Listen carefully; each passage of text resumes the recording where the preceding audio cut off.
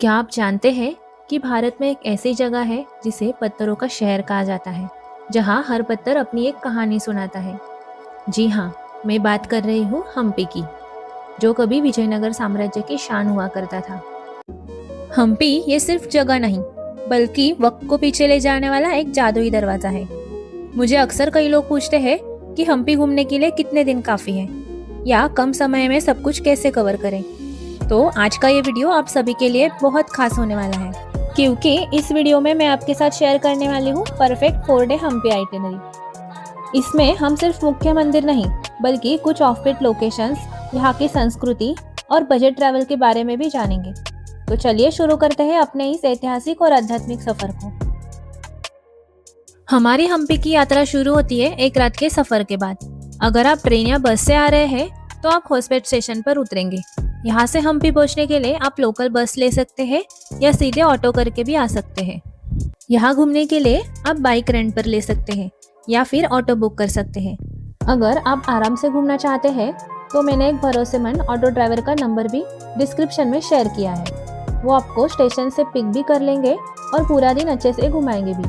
हम्पी पहुँचते ही सबसे पहला काम है चेक इन। मेरा सुझाव है कि आप साउथ हम्पी यानी मुख्य हम्पी साइड ही होटल लें, क्योंकि यहाँ से घूमना काफ़ी आसान हो जाता है। मैंने कुछ अच्छे होटल्स की डिटेल्स नीचे डिस्क्रिप्शन में दे दी है, आप उन्हें चेक कर सकते हैं। आज पहले दिन हम एक्सप्लोर करेंगे नॉर्थ हम्पी। हमारी शुरुआत होती है चिंतामणि मंदिर से। ये जगह बहुत ही शांत है और यहाँ वो गुफाएं हैं जहाँ माना जाता है कि भगवान राम और सुग्रीव की मुलाकात हुई थी। चिंतामणि मंदिर के दर्शन के बाद अब हम आए हैं रंगनाथ स्वामी मंदिर के दर्शन करने।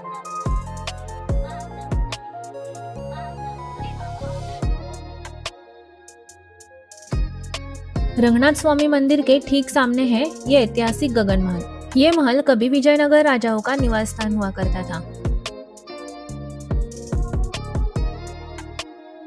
गगन महल की सुंदरता देखने के बाद हम निकल पड़े हैं दुर्गा माता मंदिर की ओर।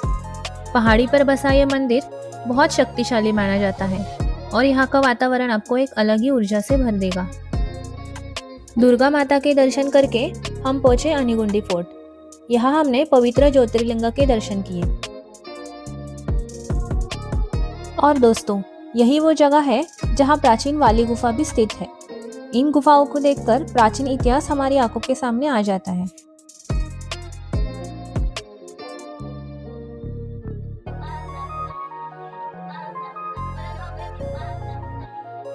अब हमारा अगला पड़ाव है पंपा सरोवर। रामायण काल से जुड़ी ये जगह बहुत ही शांत और आध्यात्मिक है। इसी सरोवर के बिल्कुल पास स्थित है शबरी आश्रम, जहाँ माता शबरी ने भगवान राम की प्रतीक्षा की थी। साथ ही यहाँ का लक्ष्मी मंदिर बहुत सुंदर है और प्राचीन है, जहाँ आपको असीम शांति का अनुभव होगा। अब हम आ गए हैं रंगनाथ स्वामी मंदिर। अगर आपको मेरी तरह एडवेंचर पसंद है तो ये जगह आपके लिए एकदम परफेक्ट है। यहाँ 3 गुफाएं हैं, राक्षसी गुफा, बालिका गुफा और रंगनाथ स्वामी गुफा। हमने यहाँ सबसे पहले वाली गुफा को एक्सप्लोर किया।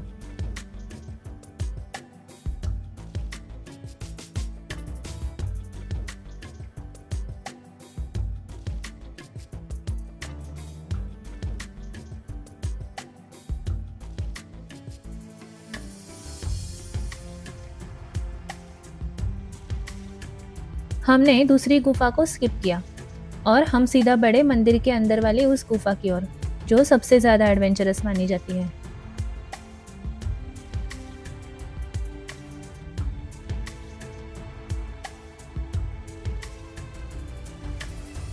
मंदिर के अंदर की ये गुफा सच में बहुत एडवेंचरस है। जैसे जैसे आप अंदर जाते हैं गुफा और भी नैरो हो जाती है।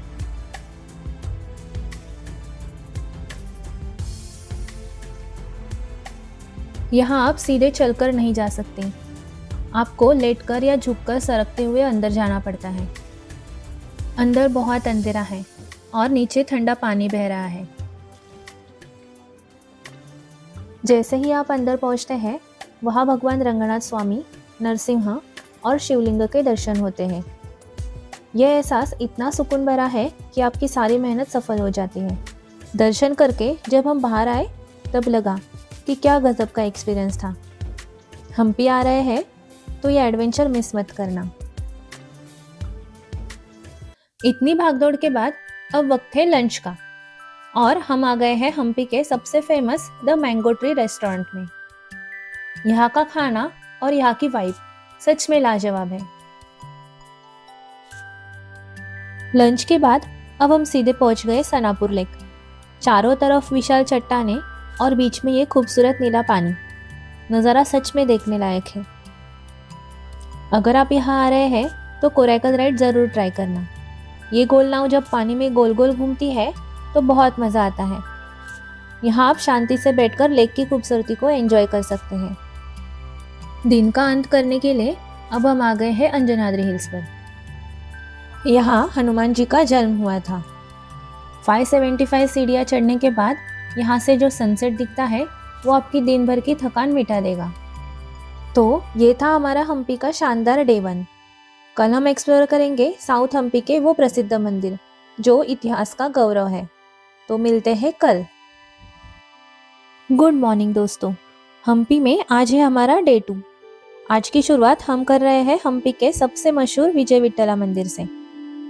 ये मंदिर इतना भव्य है कि इसे ज्वेल ऑफ हम्पी कहा जाता है। यहाँ पहुँचने के लिए आप इलेक्ट्रिक गाड़ी ले सकते हैं या फिर पैदल भी जा सकते हैं। यहाँ का सबसे बड़ा आकर्षण है ये स्टोन चैरियट यानी पत्थर का रथ। आपने इसे 50 रुपीज़ के नोट पर भी देखा होगा।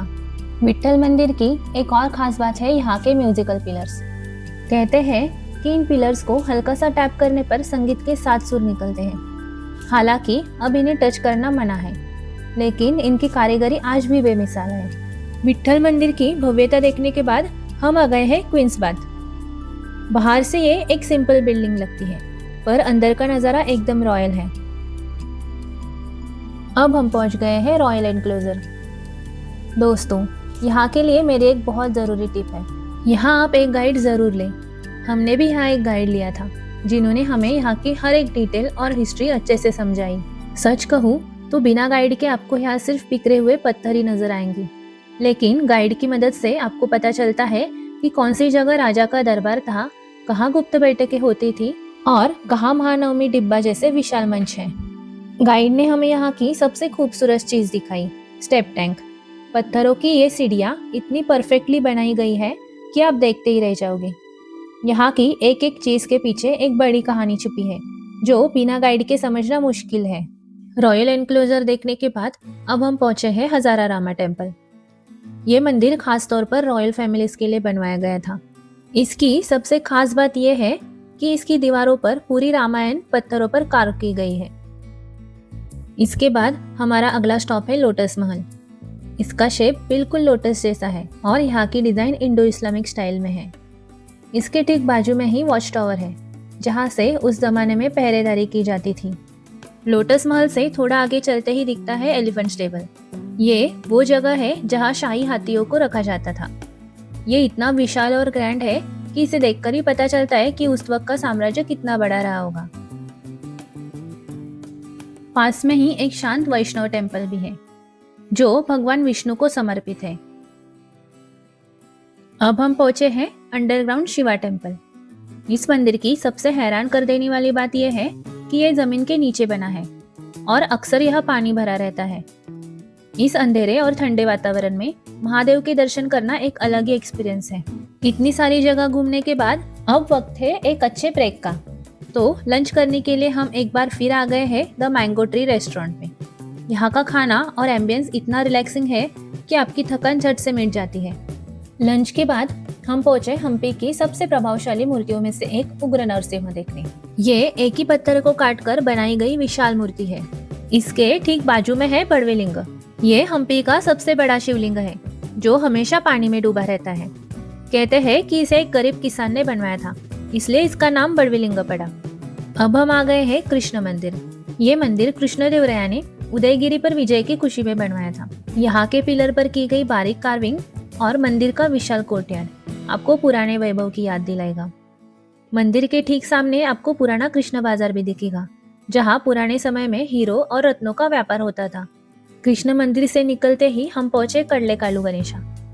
यहाँ भगवान गणेश की एक विशाल मूर्ति है जो करीब 15 फीट ऊंची है। और इसे एक ही पत्थर से तराशा गया है। गणेश जी के दर्शन के बाद अब हम आ गए हैं तुंगभद्रा नदी के किनारे। यहाँ की सबसे खास चीज है कोरैकल राइड। इस राइड के जरिए हम पहुंचे कोटिलिंग। दोस्तों, यहाँ पत्थरों पर हजारों छोटे छोटे शिवलिंग उकेरे गए हैं। नदी के बीचों बीच इस प्राचीन शिवलिंगों को देखना एक बहुत ही डिवाइन एहसास है। शांत बहता पानी और चारों तरफ ये इतिहास, सच में मन खुश हो जाता है। कोटिलिंग और इस सुकून भरी कोरैकल राइड के साथ हम्पी का डे 2 यही खत्म होता है। आज हमने हम्पी की रॉयल हिस्ट्री और यहाँ की कला को करीब से महसूस किया। कल यानी डे 3 में हम देखेंगे हम्पी का वो मंदिर जो हजारों सालों से जीवित है और कुछ ऐसी जगह जहाँ बहुत कम लोग पहुँच पाते हैं। तो बने रहिए दी कॉन्शियस जर्नी के साथ। मिलते हैं कल सुबह। गुड मॉर्निंग दोस्तों, आज हमारे हम्पी सफर का डे 3 है और आज हम आए हैं हम्पी के सबसे पुराने और जागृत मंदिर में, जिसका नाम है विरूपाक्ष मंदिर। ये इकलौता ऐसा मंदिर है जहाँ हजारों सालों से भी पूजा होती आ रही है। सबसे पहले हमने भगवान विरूपाक्ष के दर्शन किए और फिर हम मिले मंदिर की सबसे प्यारी सदस्य से, यानी लक्ष्मी से। लक्ष्मी यहाँ की टेम्पल एलिफेंट है। अब मैं आपको दिखाने वाली हूँ यहाँ का एक बहुत बड़ा वैज्ञानिक चमत्कार। हम मंदिर के पिछले हिस्से में आए हैं, जहाँ एक छोटा सा पिन होल है। हैरानी की बात यह है कि इस छोटे से होल से बाहर के विशाल गोपुरम की परछाई अंदर की दीवार पर उल्टी दिखाई देती है। मंदिर के इस हिस्से को देखने के बाद हम बढ़े पास ही बनी पुष्करनी की ओर। ये मंदिर का पवित्र तालाब है। अब हम आए वीरभद्र मंदिर। भगवान शिव के रौद्र रूप को समर्पित ये मंदिर अपनी प्राचीनता और शांत माहौल के लिए जाना जाता है। वीरभद्र मंदिर के बिल्कुल सामने ही स्थित है चंडिकेश्वर मंदिर। ये छोटा सा लेकिन बहुत ही सुंदर मंदिर है।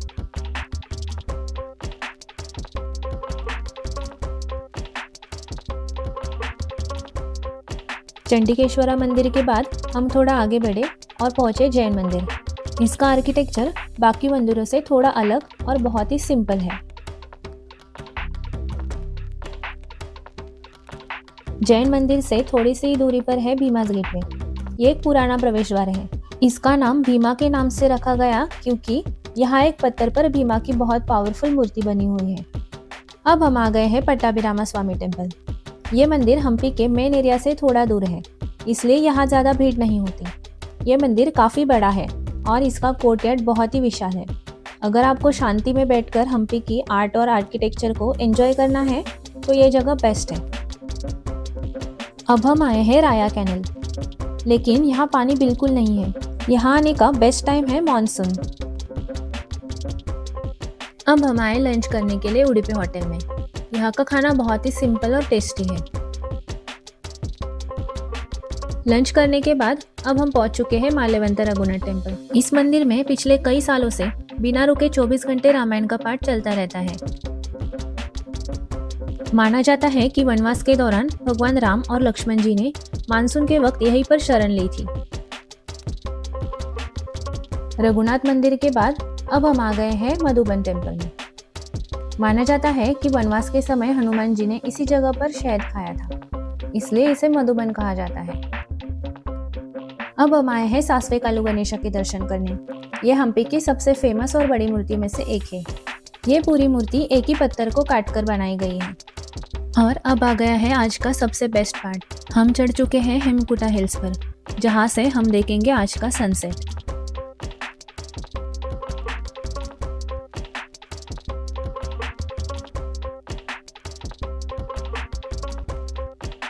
इसी जादुई नज़ारे के साथ हमारा डे 3 यही खत्म होता है। हम्पी की ट्रिप अभी और भी इंटरेस्टिंग होने वाली है, तो कल के सफ़र के लिए तैयार रहिए। मिलते हैं कल सुबह। Good night. Good morning. आज हम्पी में हमारा डे 4 है और हम आए हैं मातंगा हिल्स पर सनराइज देखने। यहाँ ऊपर चढ़ने के लिए कोई पक्की सीढ़ियाँ नहीं है, बस पत्थरों के बीच से बना एक रास्ता है। ऊपर से जब सूरज की पहली किरणें हम्पी पर पड़ती हैं तो नज़ारा वाकई जादुई होता है। यहाँ से हमें पूरा 360 डिग्री व्यू मिलता है और नीचे अच्युतराय टेम्पल का पूरा लेआउट साफ दिखाई देता है। सुबह सुबह यहाँ की शांति और ये व्यू मिस मत करना। मातंगा हिल से नीचे उतरने के बाद अब हमें लगी है जोरों की भूख, तो हम आ गए हैं विरूपाक्षा टेम्पल के पास वाले famous taste of Brahmins hotel में। हम्पी में सुबह सुबह अगर आप कुछ अच्छा और ऑथेंटिक खाना चाहते हो तो ये जगह बेस्ट है। ब्रेकफास्ट के बाद अब हम आ गए हैं तुंगभद्रा नदी के किनारे विरूपाक्षा मंदिर की हाथी लक्ष्मी को देखने। यहाँ रोज सुबह लक्ष्मी को नदी में नहलाया जाता है। लक्ष्मी को नदी में नहाते हुए देखने के बाद हमें भी मौका मिला उसे नहलाने का। ये वाकई हमारे लिए एक बहुत ही स्पेशल मोमेंट है। लक्ष्मी को नहलाने के बाद हमने होटल से चेकआउट कर लिया और सारा सामान ऑटो में रख दिया है, क्योंकि आज हमारी ट्रेन शाम को 7:30 बजे की है। तो अभी हमारे पास पूरा दिन है हम्पी को और एक्सप्लोर करने के लिए। अब हम आए हैं अच्युतराय मंदिर। ये मंदिर हम्पी के सबसे छुपे हुए रत्नों में से एक है। ये मंदिर विट्ठल मंदिर जितना ही खूबसूरत है, लेकिन यहाँ भीड़ कम होती है। अगर आप हम्पी के असली वैभव और शांति को एक साथ महसूस करना चाहते हैं तो यहाँ जरूर आएं। ये जगह आपको बिल्कुल निराश नहीं करेगी। अच्युतराय मंदिर के शांति भरे माहौल के बाद अब हम आ गए हैं यहाँ के जू में। अगर आप फैमिली या बच्चों के साथ हैं तो ये जगह एक अच्छा ब्रेक है। ये जूलॉजिकल पार्क बड़ा है और अच्छी तरह मेंटेन किया गया है। यहाँ हमने बहुत सारे एनिमल्स देखे। मंदिर के इतिहास के बीच वाइल्ड लाइफ का ये छोटा सा सफ़र काफ़ी मज़ेदार रहा। जू देखने के बाद अब हम आ गए हैं हमारे आज के आखिरी स्टॉप तुंगभद्रा डैम पर। ऊपर से देखने पर अभी तो नज़ारा ठीक ठाक ही दिख रहा है, लेकिन दोस्तों डैम का असली नज़ारा तो मानसून सीजन में ही देखने को मिलता है, जब इसके सारे गेट्स खुलते हैं। पूरा दिन घूमने के बाद अब हम आ चुके हैं हॉस्पिटल रेलवे स्टेशन। हम्पी का 4 दिनों का सफ़र हमारे लिए बहुत यादगार रहा। सफ़र तो ख़त्म हो गया, पर अब बात करते हैं सबसे इम्पोर्टेंट चीज़ की, कि इस 4 दिन की ट्रिप में हमारा कितना खर्चा हुआ। हमने हमारा टोटल खर्चा कुछ इस तरह मैनेज किया। ये खर्च आपके रहने और खाने के चॉइसेस पर थोड़ा ऊपर नीचे हो सकता है, पर एक एवरेज बजट इतना ही रहेगा। उम्मीद है ये इन्फॉर्मेशन आपके काम आएगी। अगर आपको वीडियो अच्छा लगा तो प्लीज़ लाइक, शेयर और सब्सक्राइब ज़रूर करना। मिलते हैं बहुत जल्द एक नए सफ़र में, एक नई जगह के साथ। तब तक के लिए बाय।